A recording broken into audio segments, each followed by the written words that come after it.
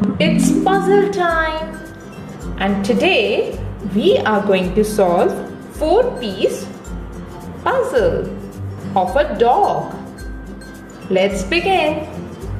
So here is our puzzle. Let's solve it.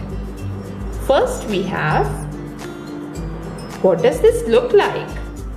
It looks like dog legs. Look at this. It will come towards front. Will it come here? Let's check it out. See, I'm matching the shape. Yes! Perfect! This is another set of legs. Dogs have 4 legs. Will it come like this? No, legs always comes downwards. And we have to match the shape. Let's try fitting it here. Good work. Then we have dog's face. Dog says woof woof woof. Where can dog face fit?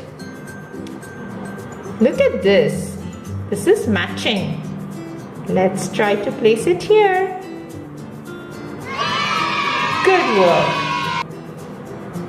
And this is dog's body. Will it come like this? No. See, this is a tail. Let's match the slots. Let's match this slot and try to put it in this hole. We match this slot and this slot.